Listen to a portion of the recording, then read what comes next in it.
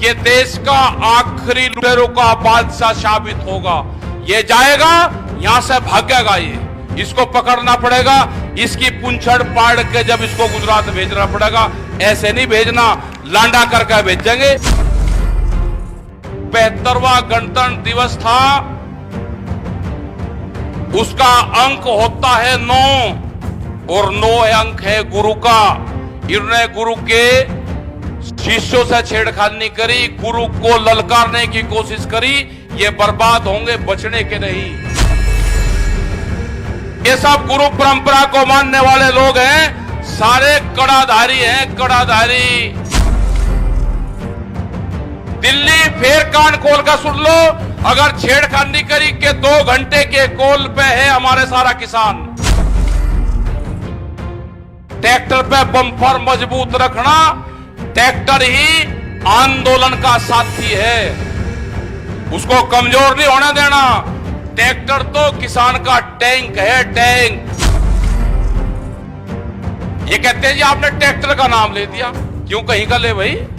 जो जब बंजर जमीन में कुछ चलेगा, वो दिल्ली की चमचमाती सड़कों पर नहीं चलेगा, वो चलेगा दिल्ली की चमचमाती सड़कों पे। चलाकर दिखाया, तुम्हारी हिम्मत थी, रोक नहीं पाए तुम। 25 लाख आदमी था और 4 लाख ट्रैक्टर था। जब जरूरत होगी संयुक्त मोर्चा तय करेगा, ये दिल्ली में फिर आएगा।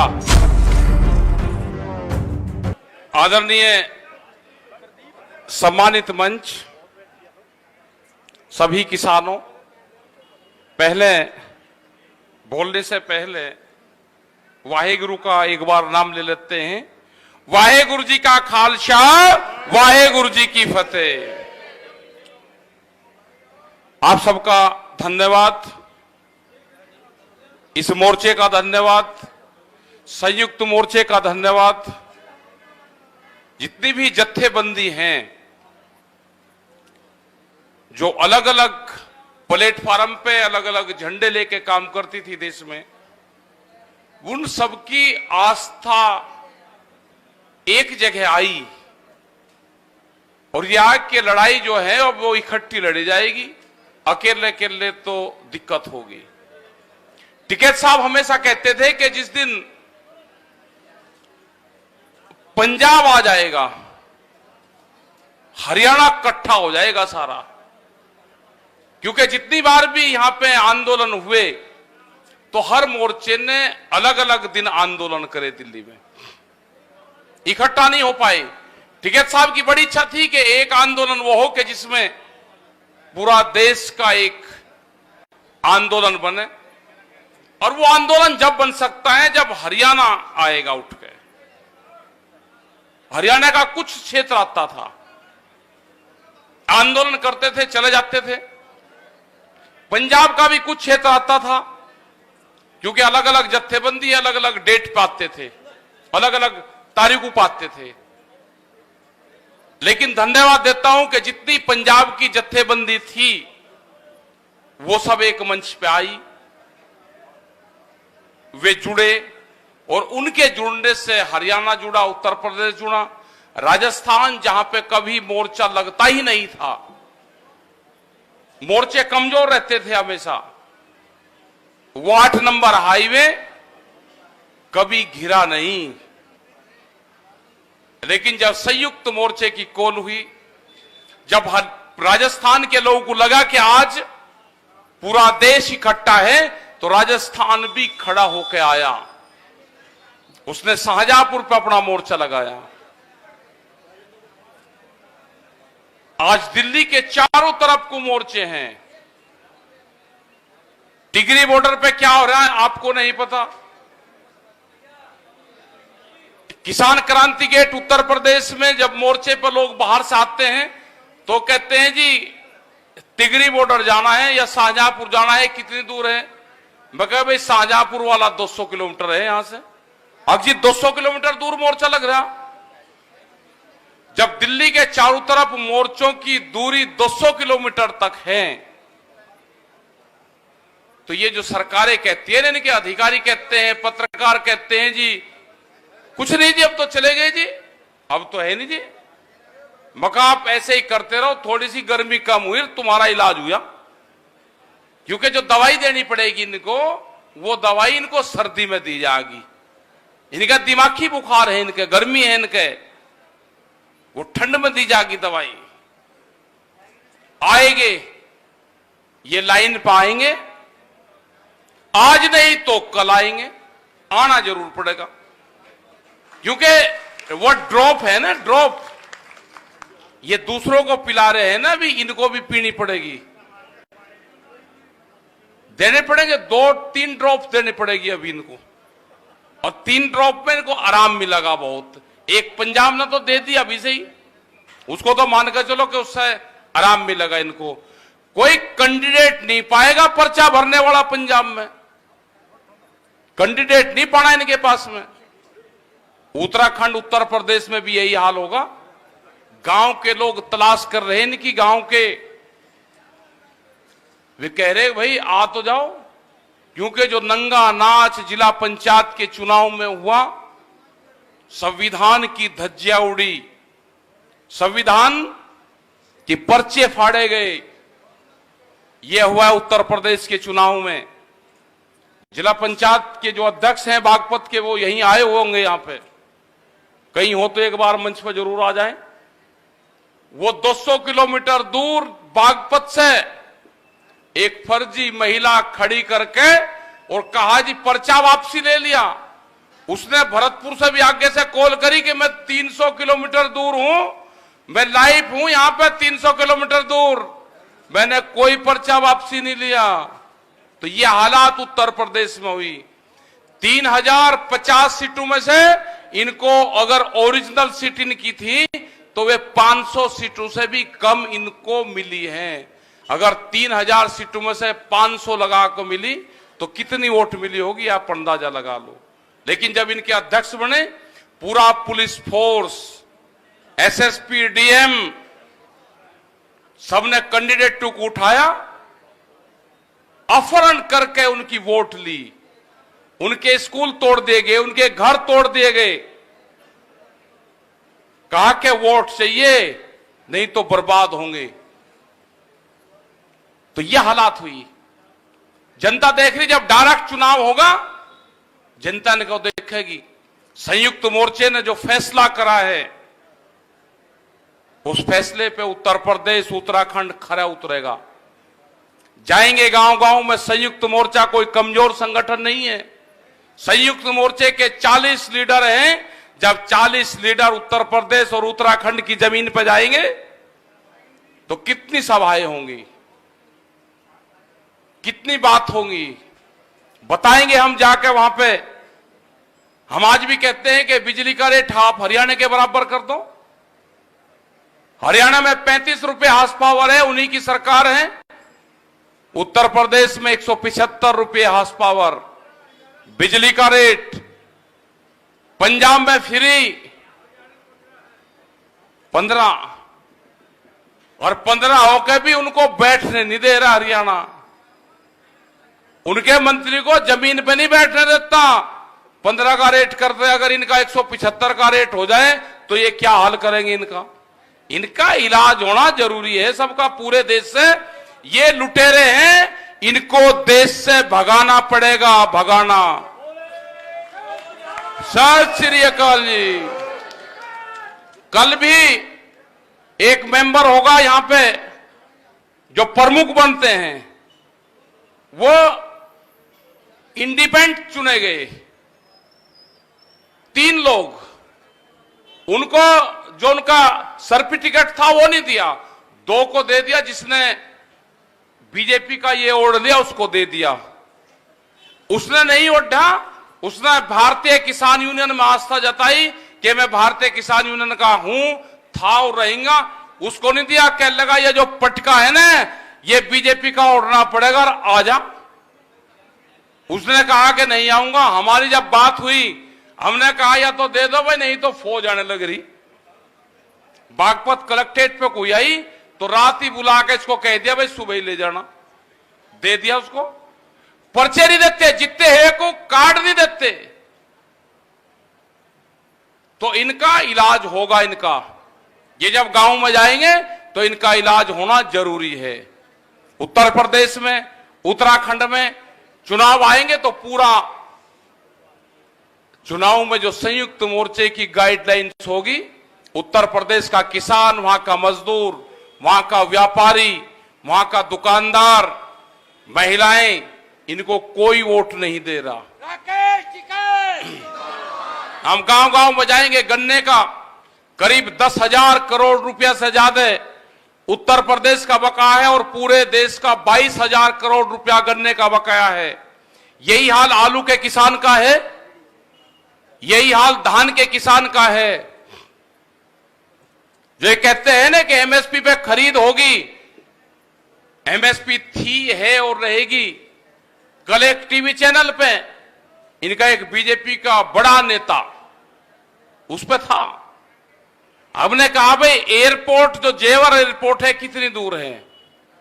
उसने कहा जी दिल्ली से 50 किलोमीटर दूर। तो दिल्ली से 50 किलोमीटर दूर मूंग पे एक आंदोलन चल रहा है। मूंग, उसका रेट है 7,500 रुपए क्विंटल एमएसपी और वहां पे उसकी खरीद हो रही है 4,000 रुपए 500, 4,500 रुपए क्विंटल, 3,000 रुपए का नुकसान है। हमने कहा भाई दिल्ली कहां पे बिकेगा वो बता दो हमें जरा, हम उसको दिल्ली ले आते हैं। 50 किलोमीटर दूर तो ट्रैक्टर चला कर आ जाएगा, उसकी जगह बता दो। गायब हो गया, वहां से बोला नहीं। तो यही हाल धान का है। जो ये कहते हैं कि पंजाब में सारी खरीद होती है, हरियाणा में खरीद होती है। हरियाणा में खरीद नहीं होती। बिहार से 800 रुपया क्विंटल में धान की खरीद होती है, आपके नाम से वो पंजाब में बिकता है, एमएसपी पे बिकता है। जो व्यापारी हैं, जो बड़े व्यापारी हैं, वे उसको खरीद के जाते हैं वहां पे। सब साठगांठ है इनकी। आज भी गेहूं का रेट 1200 से 1400 रुपया क्विंटल है, वहां से खरीद हो रही है और उसको एमएसपी में बेचा जाता है। जब ही तो कहते हैं कि इतनी खरीद कर दी, कोई खरीद नहीं हो रही। ये इसीलिए एमएसपी पे कानून बनाना नहीं चाहते।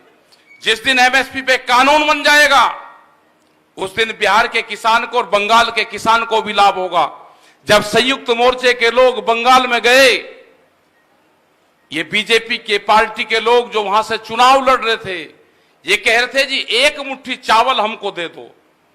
हमने उनको कहा कि एक मुट्ठी चावल के साथ में आपकी वोट भी मांग रहे हैं। ये दिल्ली के लोग आए, चमचमाती कोठियों में रहते हैं, आप इनसे कहो कि एमएसपी भी इसकी दे दो साथ साथ। तो ये गायब हो गए वहां से सारे। और जब भी वहां पे खेला हुआ, ये कहते हैं जी ममता बनर्जी से मिले। ममता बनर्जी से नहीं मिले हम मिले वहां की बंगाल की मुख्यमंत्री से। जैसे केंद्र सरकार में इनके मंत्रियों से मिलते हैं, तो हम कोई बीजेपी के लीडर से मिलते हैं क्या? जो नरेंद्र सिंह तोमर हैं, ये बीजेपी के आदमी हैं? ये भारत सरकार के मंत्री हैं। आप इनसे कहो ना किसी से कि हम बीजेपी के मंत्री हैं, ये यही कहेंगे ना ये भारत सरकार के मंत्री हैं। हम इनसे इसलिए मिलते हैं। ये आंदोलन 8 महीने हो गए। जिस तरह से हमारी माताएं बहनें, हमारे बुजुर्गवार, हमारे नौजवान बच्चे इस तपती हुई धूप में तपते हैं, बरसात में यहां पे क्या उनका हालात होता है, कड़कती हुई सर्दी में यहां पर रहे।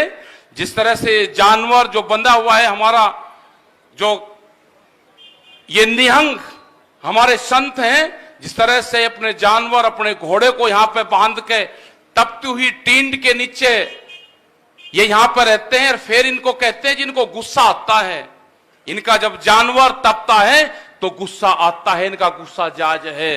ये गुस्सा उतरेगा आपके ऊपर, जब भी आप मिलोगे आपके ऊपर गुस्सा उतरेगा इनका। इस किसान का गुस्सा उतरेगा, वोट के माध्यम से उतरेगा, आंदोलन के माध्यम से उतरेगा। हम संघर्ष नहीं करना चाहते, हम आंदोलनकारी हैं, हम आंदोलन करेंगे। जो किसान 8 महीने तक आंदोलन पे दिल्ली की जमीन पे बैठ सकता है, आप उसको चाहते हैं कि ये उठकर चला जाएगा? ये गलतफहमी है आपकी। ये किसान ना उठकर जाएगा जब तक इसके कानून वापसी नहीं होंगे। एमएसपी पे गारंटी कानून नहीं बनेगा, वहां पे कमेटी नहीं बनेगा, ये किसान यहां से जाने वाला है नहीं। सोनिया, सत श्री अकाल जी। ये लड़ाई लड़ी जाएगी। ये दिल्ली फिर कान खोल के सुन ले, ये 4 लाख ट्रैक्टर भी हमारे थे और 25 लाख आदमी भी हमारे हैं। ये 26 तारीख की जांच, कोई देश में एजेंसी है कि 26 तारीख के कांड की जांच करवा दी जाए? ये फंसेंगे, ये जेल जाएंगे। हमने कहा कि देश में कोई एजेंसी नहीं है कि उसकी जांच कर दे। इनके खिलाफ कोई बोलने वाला नहीं है।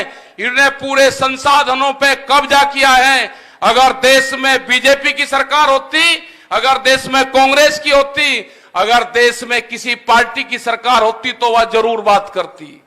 इस देश में सरकार है मोदी सरकार, मोदी को चलाती हैं बड़ी बड़ी कंपनियां। ये बीजेपी वाले कहां गफलत में हैं? इनकी पार्टी गई। जिन लोगों ने इस पार्टी को बनाया था वे तो अपने हाउस में कैद हैं, उनकी बोलने की हिम्मत नहीं। वे मकान के दिल्ली की चमचमाती कोठरियों में वे बंद कर रखे हैं अपने नेता। ये बीजेपी के जो बोलते हैं ना, यान के कहते हैं कि हमारी बात, अपने नेताओं को छुटाओ और उसके बाद में बात करो। तुम्हारे नेता दिल्ली की काल कोठरियों में कैद हैं, आप उनको छुटाने का काम करो। अडानी ने जिसने पार्टी बनाई उसको राष्ट्रपति बनना था, कहने लगे अच्छा ये बुढ़ा राष्ट्रपति बनेगा, एक मुकदमा लगा दिया, घर में कैद कर दिया, बोलने की हिम्मत नहीं है। जो अपने नेताओं को कैद कर सकता है वो किसानों को भी कैद करेगा। ये देख कर रहना, इनसे बच कर रहना। जो निखर वाले थे ना, इनको पेंट मिली है, अब इनका प्रमोशन हुआ है, तलाश उनकी करना है। जो विचारधारा इनकी गांवों में चली गई, ये बहुत खतरनाक लोग हैं। उन्होंने एक बोर्ड बनाया है अभी, नारियल बोर्ड, उसमें कहा कि प्राइवेट आदमी आएगा ना, प्राइवेट आदमी नहीं आएगा, संघ का आदमी आएगा, जिसने उसका 40 दिन का कोर्स कर रखा होगा, जिसने 8 दिन का कोर्स कर रखा होगा, वे लोग वहां पाएंगे। अभी 400 IAS की भर्ती होनी है बगैर एग्जाम के। मेरा देश का नौजवान कहां जाएगा? ये नौजवान कहां जाएगा? नई भर्ती होगी जिसकी उम्र 40 साल से 60 साल तक, 70 साल तक होगी। नहीं परमिशन कर रहे हैं, उनको IAS बनाया जा रहा है, सीनियर IAS अधिकारी बनेंगे वे। आप पटेंगे वक्कल, चिंता ना करें। तो यह होगा देश में, सब संसाधनों पे कब्जा होगा। इन लुटेरों को भगाना पड़ेगा। यह देश का आखिरी लुटेरों का बादशाह साबित होगा। ये जाएगा, यहां से भागेगा, ये इसको पकड़ना पड़ेगा। इसकी पूंछड़ पाड़ के जब इसको गुजरात भेजना पड़ेगा, ऐसे नहीं भेजना लांडा करके भेजेंगे, वैसे नहीं भेजना। ये आएगा काबू, भागेगा, ये भागते हुए पे पकड़ना पड़ेगा, भागेगा। लुटेरे आगे देश में, लुटेरे। और ये जो क्षेत्र है ना, इसने गलत छेड़खानी कर दी। ये दिल्ली के 300 किलोमीटर का जो क्षेत्र है, 400 का, ये बेहद खतरनाक है। इसने मुगलों के साथ में लड़ाइयां लड़ी, इसने आजादी की लड़ाई लड़ी। ये खाप पंचायत के लोग वही तो हैं, ये वही हैं जहां ये नाहरी गांव, आपके इस मोर्चे के 10-15 किलोमीटर दूर नाहरी गांव है, जहां पे गुरु गोविंद सिंह जब नांदेड़ गए तो इसी नाहरी गांव में सबसे पहले गए थे, जब जाते हुए गए। शायद श्री अकाल जी, इन्होंने ज्ञान नहीं हिस्ट्री नहीं पढ़ी। गुरु गोविंद सिंह जब पंजाब से गए, जब उनका परिवार खत्म हो गया तो वे नाहरी गांव के खाप पंचायत के लोगों से मिलकर गए। यहां के लोगों को न बताया कि मैं जा रहा, मेरा परिवार तो नहीं रहा, मैं किसी को आपके पास में भेजूंगा, उसकी मदद करना। बंदे बहादुर जी यहां पे आए, इस नाहरी गांव में आए। वे 3 महीने नाहरी गांव में रहे, मुजफ्फरनगर की खाप पंचायत में रहे, सोरम में गए। और यहां से खाप पंचायत के लोग इकट्ठे हुए, 4700 लोग खाप पंचायत के बंदे बहादुर के साथ में यहां से गए। और जो सरहद फतेह करी, वो खाप पंचायत का बड़ा रोल उसमें था। वो सरहद फतेह करी तो यहां से 4700 लोग गए थे, यहां से उत्तर प्रदेश, हरियाणा से। और जब सरहद फतेह हुई थी उसके बाद में वहां से सब लोग जुड़े। सरहद फतेह जब हुई, जब यहां से लोग गए, आप लोग सब जुड़े, तो गुरुओं का संबंध खाप पंचायत से रहा है। गुरुओं का संबंध हमारे से रहा है। ये हम गुरु परंपरा को मानने वाले लोग हैं। इन्होंने छेड़खानी करी है। 72वां गणतंत्र दिवस था, आप ध्यान से सुन लो। 72वां गणतंत्र दिवस था उसका अंक होता है 9 और 9 अंक है गुरु का। इन्होंने गुरु के शिष्यों से छेड़खानी करी, गुरु को ललकारने की कोशिश करी, ये बर्बाद होंगे, बचने के नहीं। ये ध्यान रख लेना, इन्होंने गुरु को छेड़ने की कोशिश करी, ये बचेंगे नहीं, ये जाएंगे। 9 के अंक को छेड़ा है, 9 का अंक है गुरु का। आप चिंता नहीं करना, ये सब गुरु परंपरा को मानने वाले लोग हैं, सारे कड़ाधारी हैं, कड़ाधारी। ये सारे के सारे कड़ाधारी हैं, गुरु परंपरा को मानने वाले हैं, हम भी कड़ाधारी हैं, चिंता ना करना, सारे वही हैं। ये इनका नाश नजदीक आ गया, ये गिर गया, अब इनको घेरना है चारों तरफ से प्लान थे। ये आपको ये गलत तरीके के एजेंडे देंगे, कभी पंजाबी कहेंगे, कभी खालिस्तानी कहेंगे, कभी अफगानिस्तानी कहेंगे, कभी छोटा बड़ा किसान कहेंगे, कभी एक प्रदेश का कहेंगे। इनके बहकाओ मन मत आना, इन्हें जो कुछ कहना कह लो, हताश नहीं होने की जरूरत।